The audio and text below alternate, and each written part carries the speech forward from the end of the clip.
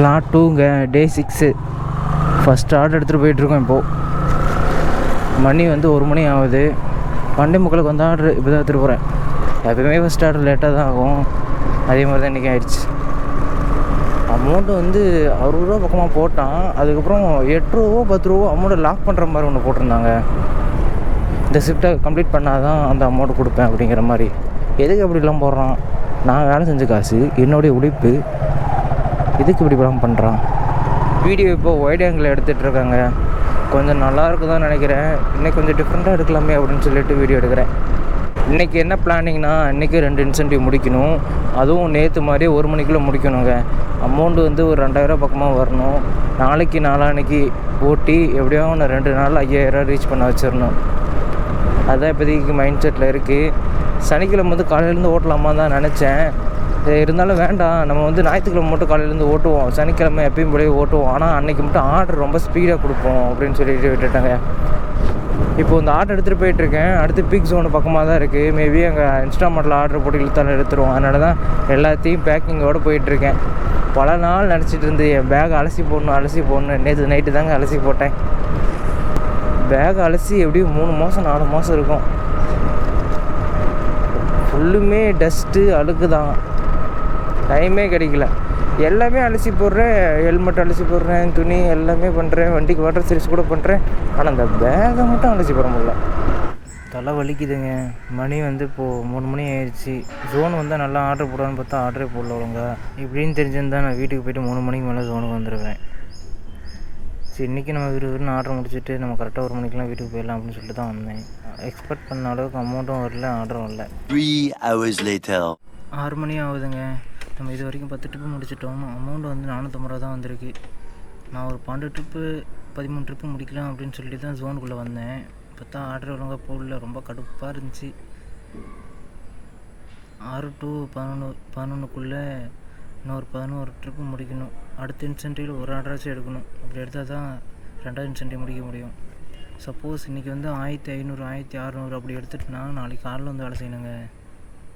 அது இப்படி வேலை செய்யக்கூடாதுன்னு சொல்லிட்டு தான் நினச்சிட்டு இருக்கேன். நான் எவ்வளோ முடியுதோ அவ்வளோ எஃபோர்ட் போட்டு பார்க்குறேன். 9:45 ஆயிடுச்சுங்க. 17 ட்ரிப்பு தான் முடிச்சிருக்கேன். 9 மணிக்கே முடிச்சுட்டேன். ஒரு இன்ஸ்டாமார்ட்டில் ஆர்டர் போட்டால் அந்த ஆர்டரை வெயிட் பண்ண வச்சு மறுபடியும் கேன்சல் பண்ணிட்டாங்க. மொத்தம் 4 மணி நேரம் இருந்துச்சு. 4 மணி நேரத்தில் 12 ஆர்டர் முடிக்கிற மாதிரி வச்சுருந்தேன். பார்த்தா ஆர்டரே போடல. அதுக்கடுத்து 10 மணிக்கு மேலே போடுவான்னு நினைக்கிறேன். வெயிட் பண்ணி பார்ப்போம் போடுவானா மாட்டானான்ட்டு. எந்நேரம் ஃபஸ்ட்டு முடிக்க பக்கமாக வந்திருக்கணும். ஃபஸ்ட்டுக்கு இன்னும் 3 தான் இருக்குது. ஒரு ஆர்டர் ஒன்று எடுத்துகிட்டு வந்தேங்க. இதை கம்ப்ளீட் பண்ணுற மாதிரிங்களேன் எவ்வளோ அமௌண்ட் வருதுன்ட்டு. நம்ம வந்து வேளச்சேரி பக்கமாக இருக்கும். 251 ரூபா வந்துருக்குதுங்க. ஆர்டர் வந்து 10:55 ரெடி ஆச்சு. நம்ம 10:55 எடுத்துகிட்டு ரைடு பண்ண ஆரம்பிச்சிட்டோம். இப்போது 11:20 ஆயிடுச்சுங்க. ஃபுட்டு கொடுத்துட்டேன். நமக்கு இன்னும் 7 ட்ரிப்பு தேவைப்படுது. 1148 ரூபா வந்துருக்கு. டைம் வந்து இன்னும் நமக்கு 1 மணி நேரம் 40 நிமிஷம் இருக்குது. ரிட்டன் ஆர்டர் போட நல்லாயிருக்கும். 3 hours later. 2 இன்சென்டிவ் முடிச்சாச்சுங்க. அமௌண்ட் இது வரைக்கும் 1600 ரூபா வந்திருக்கு. இப்போ நான் என்ன நினைக்கிறேன்னா, 2 இன்சென்டிவ் வந்து நான் ஏற்கனவே 1 மணி வரைக்கும் புக் பண்ண ஷிஃப்ட்டில் வந்து முடிக்க முடியல. அதனால் நெக்ஸ்ட்டு ஒரு ஷிஃப்ட்டை வந்து புக் பண்ணி தான் முடிச்சிருக்கேன்.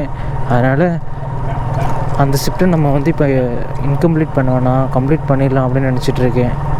ஆர்டர் வராமல் இருந்தால் இந்த நாய் வரும். ஆர்டர் வராமல் இருந்தால் நல்லாயிருக்கும். அதுக்குள்ளே வீட்டுக்கு ஓடிடுவேன். 3 மணி வரைக்கும் ஓட்டலாம் தாங்க நினச்சேன். மொபைலில் சார்ஜர் இல்லைங்க. அதனால் இப்போ வீட்டுக்கு போயிடணும். விளாக் எடுக்கிற மைண்ட் செட்டே இல்லைங்க. ஒரு பொண்ணு பண்ண வேலையினால் என்ன ஆயிடுச்சுன்னா, சுகராக ஓட்டிகிட்டு இருந்தேன்னா அவனும் ஆர்டர் சுகராக போட்டுகிட்டே இருந்தானா. நான் உங்ககிட்ட 250 ரூபா அமௌண்ட்டுன்னு சொல்லி உங்கள்கிட்ட காமிச்சல. அந்த ஆர்டர் கொடுத்துட்டு ரிட்டன் வந்துட்டு இருந்தாங்க. அப்போது ஒரு 85 ரூபாய்க்கு ஒரு ஆர்டர் போட்டான் கேக் ரெஸ்டாரண்ட்டில். சரி, அந்த ஆர்டர் எடுத்துகிட்டு போகலாம் அப்படின்னு சொல்லி பார்க்கும்போது லொக்கேஷன் எங்கடான்னு சொல்லி பார்த்தேன். Tambaram railway station. பார்த்தோன்னே திக்குன்னு ஆகி போச்சு. நம்ம பிளாட்ஃபார்ம் உள்ளெல்லாம் போக முடியாது, அவங்கள வெளியே வர சொல்லுவோம் அப்படின்னு சொல்லிட்டு கால் பண்ணேன். அது இல்லைண்ணா மேடவாக்கம் பக்கமா அப்படின்னு சொல்லி சொன்னாங்க. நான் சொன்னேன் அந்த லொக்கேஷன் வர முடியாதுங்க, ஆர்டர் வந்து கேன்சல் பண்ணிடுறேன், நீங்கள் இதே ஆர்டர் மறுபடியும் ஆர்டர் பண்ணுங்க, உங்களுக்கு இந்த ஃபுட்டு வந்துடும்னு சொன்னேன். ரொம்ப நேரமாக கான்வர்சேஷன் போயிட்டே இருந்துச்சுங்க. கஸ்டமர் கேரு என்கிட்ட வந்துட்டு வழுக்கட்டாயம் பண்ணுறாங்க. உங்களுக்கு போங்க அமௌண்ட்டு போட்டுருவாங்க, போங்க அமௌண்ட்டு போட்டுருவாங்கன்னு சொன்னாங்க. இல்லை சார் என்னால் போக முடியாது, நீங்களாம் அமௌண்ட்டு தரமாட்டீங்க அப்படின்ட்டேன். ஒரே முடிவாக தான் இருந்தேன். ஒரு கட்டத்தில் வந்துட்டு அந்த பொண்ணு சும்மா ஃபோன் பண்ணிட்டே இருந்துச்சான், எனக்கு அந்த கேக்கு வேணும்ண்ணா, கேக்கு வேணும்ண்ணா, அம்மாவுக்கு பர்த்டேண்ணா, கொண்டாடணுண்ணா, ஊருக்கு போகிறேண்ணா அப்படின்னு சொல்லி சொன்னேன். நான் சொன்னேன் இல்லைங்க நீங்கள் கேன்சல் பண்ணிடுங்க, அந்த ஆர்டர் மறுபடியும் பண்ணுங்கன்னு சொல்லி சொன்னேன். அதுக்கு அந்த பொண்ணு இருந்துட்டு இல்லை நான் கேன்சல் பண்ணால் ரீஃபண்ட் வராதுன்னு சொல்லிட்டாங்க, இன்னொரு ஆர்டர் பண்ண மறுபடியும் அதுக்கு காசு கட்டணும்னு தான் சொன்னாங்கன்னு சொல்லி சொன்னாங்களா.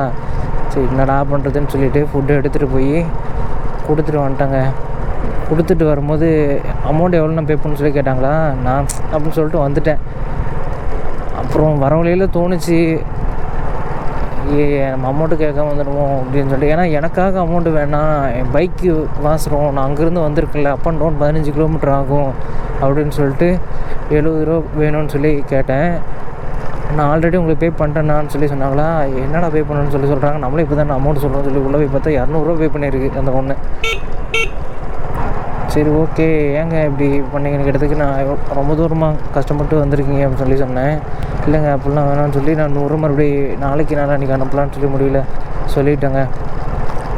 சரி ஓகே அவன் டிக்கெட் ரைஸ் பண்ணோம்ல, அவன் எவ்வளோ தான் அமௌண்ட்டு போட்டான் ஸ்விக்கி அப்படின்னு சொல்லி உள்ளே போய் பார்த்தான். 18 ரூபா போட்டிருக்காங்க. 8 கிலோமீட்டர் போயிருக்கேன் நான் எக்ஸ்ட்ரா. எப்படி அடுத்த ஆர்டர் இதே மாதிரி வந்தால் டெலிவரி பண்ண தோணும்? இல்லை போங்க சார் பண்ணி விட்றேன், போங்க சார் பண்ணி விட்றேன்ட்டு 18 ரூபா போட்டால் எவ்வளோ காண்டா ஆகுது. ஏன்டா அந்த ஆர்டர் எடுத்தோமோன்னு சொன்ன மாதிரி இருக்குல்ல. இருந்தாலும் ரீஃபண்ட் அந்த பொண்ணுக்கு போகாதேன்னு சொல்லி அந்த ஒரு காரணத்துக்கோசரம் தூக்கிட்டு போய் கொடுத்தாங்க கேக்கு. அப்புறம் ஷிஃப்ட்டு கம்ப்ளீட் பண்ணுற டைம் ஆகிப்போச்சு. அவனும் லாங் ஆர்டராக போட்டாங்க, மொத்தம் 3 ஆர்டர் பக்கமாக. அப்புறம் பார்த்தேன் இன்னும் 2 இன்சென்டிவ் தான் முடிக்கிற மாதிரி இருந்துச்சு. சரி ஓகே நம்ம அடுத்த ஷிஃப்ட்டு புக் பண்ணிட்டு போகலாம் அப்படின்னு சொல்லிட்டு தாங்க புக் பண்ணிவிட்டு அந்த 2 இன்சென்டிவ் முடிச்சுட்டு நான் இப்போ வீட்டுக்கு போயிட்டுருக்கேன். விளாகே எடுக்க முடியல. நாளைக்கு நான் மதியம்தான் வேலைக்கு வரலான்னு நினச்சிட்ருக்கேங்க. அமௌண்ட்டு இன்சென்டிவோடு சேர்த்து 2200 பக்கமாக வரும். அதிகமாக தான் அமௌண்ட் எடுத்திருக்கோம், 200 நாளைக்கு ஒரு 2500 இல்லை 2300 மேலே எடுத்தால் இன்னும் கொஞ்சம் சந்தோஷமாக இருக்கும். ஞாயிற்றுக்கிழமை தான் ஃபுல் டே ஓட்ட போகிறேன். 10க்கு ஷிஃப்ட்டு வந்து ஆஃப் பண்ணியிருக்காங்க. கரெக்டாக 2:18 19 பக்கமாக ஆன் பண்ணிடலாம். ஆன் பண்ணிட்டு 3 மணி வரைக்கும் ஓட விட்ருவோம் டைமை. எனக்கு பிடிச்ச பைக் வந்து மண்டையில் ஓடிக்கிட்டே இருக்கா, இது வாங்கலாமா அது வாங்கலாமா அப்படின்ட்டு. நான் ஏற்கனவே ஒரு 2 வருஷத்துக்கு முன்னாடி CF மோட்டோன்னு சொல்லிட்டு ஒரு பிராண்டு, அந்த பிராண்டில் இருக்கிற ஸ்போர்ட்ஸ் பைக் வந்து ஃப்ரண்ட் ஃபேஸ் ரொம்ப அழகாக இருக்குமா, அந்த பைக்கு தான் சூஸ் பண்ணி வச்சுருந்தேன்.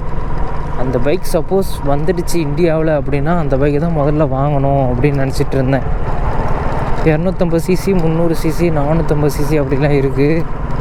450cc வந்து பேரலல் இன்ஜினு, 250cc வந்து நம்ம வாங்கிடுவோம், கண்டிப்பாக வாங்கிடுவோம் குறிக்கோளோடு இருந்தேன். அதுக்கப்புறம் வருஷங்கள் போனது தான் ஆச்சு, இந்தியாவில் அந்த பைக்கை வந்து ரிலீஸே பண்ணலைங்க. 2023 பண்ணுவாங்கன்னு பார்த்தேன் பண்ணல, 2024 பண்ணுவாங்கன்னு பார்த்தேன் பண்ணலை, இப்போ 2025 ஆகிட்டுருக்கு. இந்த டைம் வந்து மிடில் பண்ணுறேன்னு சொல்லியிருக்காங்க, பண்ணுவாங்களா மாட்டாங்களான்னு அதுவும் தெரிலங்க. அதே மாதிரி ஃபேஸு தான் Kiwi 300R அந்த பைக்கு. அதோட 2 பைக்கு வந்து சிமிலராக தான் இருக்கும் ஃபேஸு, ஆனால் பார்க்குறதுக்கு நல்லா இருக்குது. அந்த வைசர் மட்டும் தான் நல்லா இல்லை, V ஷேப் மாதிரி கொடுத்துருக்காங்க அந்த Kiwi பைக்கில், அதுதான் கொஞ்சம் எனக்கு பிடிக்கல. அது ஒன்று. இன்னொன்று ஸ்பீடோ மீட்ரு துக்குளியோண்டு வச்சுருக்காங்க, எங்கேயோ 125cc வைக்கிற மாதிரி. அதுக்கு நல்லா செல்லை அப்படியே படுக்க வச்ச மாதிரி பெருசாக வச்சா எப்படி இருக்கும், பார்க்க அழகாக இருக்கும்ல, போய் அதை போய் வச்சுருக்காங்க. எனக்கு அதை பார்த்தோன்னே என்னடா இப்படி இருக்கு அப்படிங்கிற மாதிரி ஆகிப்போச்சு எனக்கு. சேலஞ்சிங் கண்டென்ட் பண்ணிகிட்ருக்கோமா, இந்த கண்டென்ட் பண்ணுறதுனால தான் நான் ரெகுலராக வேலைக்கு போயிட்டுருக்கேன். இல்லைன்னா ரெகுலராக வேலைக்கு போக மாட்டேன், வாரத்தில் 3 நாள் 4 நாள் அப்படி தான் வேலைக்கு போவேன். கண்டென்ட் கோசம் போகணுமே அப்படின்னு சொல்லிட்டு போயிட்டுருக்கேன். இன்னும் அது ஒன்று. இன்னொன்று வந்து வீராக்கியம். ஏற்கனவே 2 டைம் தோந்துட்டோம், இந்த டைம் தோக்கவே கூடாது, நம்ம யாருன்னு காட்டணும் அப்படின்னு சொல்லிட்டு. ஏன்னா அந்த 2 டைமும் வந்து ரொம்ப கேர்லெஸ்ஸாகவும் நம்ம கண்டென்ட் வந்தால் போதும் அப்படின்னு சொல்லிட்டு எடுத்தேன் விளாக். அதெல்லாம் இந்த டைம் தான் வந்துட்டு உள்ளே இறங்கி விளையாடுறேன் நான். இப்போ ஒரு 50 வீடியோ வந்துட்டு ஒரே மாதிரி தாங்க இருக்கும், Day 1 Day 2 அப்படின்னு சொல்லிட்டு. அதேமாதிரி ஏர்னிங்ஸ் பற்றியே தான் இருக்கும். இன்னும் கொஞ்சம் போக போக கொஞ்சம் ட்ராவலாகலாம் போயிட்டோம்னா டிஃப்ரெண்ட்டாக பண்ணலாம்னு நினச்சிட்ருக்குறாங்க. பார்க்க இன்னுமே நல்லா இருக்கும்ல. ட்ராவல் விளாக்லாம் பண்ணணும்னா மணி வேணும் அதிகமாக. முன்ன மாதிரி கிடையாது. ரூம் ரெண்ட்லாம் இப்போ வந்து 1000 ரூபா 1200 அப்படின்னு சொல்கிறாங்க. நம்ம கேங்காக இல்லை, நம்ம சிங்கிள் மட்டும் தானே இருக்கும். அதனால் ஒரு ரூமுக்கான ரெண்ட்டு ஃபுல்லுமே நம்ம தான் கட்டுற மாதிரி இருக்கும். வாட்டர் ஃபால்ஸ் ட்ரிப்லேயும் அப்படி தான். ஒரு ரூமுக்கான ரெண்ட் எவ்வளோ 1000 ரூபா 800 எல்லாமே அமௌண்ட்டுமே நான் தான் கட்டினேன். ஏதோ ஒரு பெட்ரோல் பங்கில் போய் டென்ட் எடுத்து படுத்து தூங்கலாம். இருந்தாலும் எனக்கு வேண்டான்னு தோணுச்சு. நீ வந்து சந்தோஷமாக போறியா, சந்தோஷமாக ஜாலியாக என்ஜாய் பண்ணிட்டு ரூம்லாம் எடுத்துகிட்டு ஜாலியாக போய்ட்டு ஜாலியாக வா அப்படின்னு தான் தோணுச்சு. அதனால தான் ரூம் எடுத்தேன். இல்லைன்னா எடுத்துருக்க மாட்டேன். மேபி நெக்ஸ்ட் டைம் வந்து நம்ம கண்டென்ட்டுக்கோசரம் ட்ராவல் விளாக் பண்ணும்போது காஸ்ட்டை எவ்வளோ கம்மி பண்ண முடியுமோ அவ்வளோக்கு எவ்வளோ கம்மி பண்ணுவாங்க. காஸ்ட்டை கம்மி பண்ணோம்னா நம்ம விளாக் அதிகமாக எடுக்கலாம், நிறைய ஊரை சுற்றி பார்க்கலாம். சேனல் பிக்கப் ஆகிற வரைக்கும் தானே. சேனல் பிக்கப் ஆகிடுச்சுன்னா அதுக்கப்புறம் மணி ஒரு பிரச்சனையே இருக்காது. ஒரு 2 or 3 days கழித்து பார்ட் டைம் ஏர்னிங் அப்படின்னு சொல்லிட்டு ஒரு விளாக் பண்ணணும்னு நினைக்கிறேங்க. அது சேனலுக்காக தான். அதை நான் இப்பயே சொல்லிடுறேன். இந்த 2 லாரியும் பண்ணுற அட்டகாசு இருக்குது, தாங்க முடியல. பின்னாடி வந்துட்டு அந்த பேடே இல்லை, மண் அப்படியே தெருக்குது.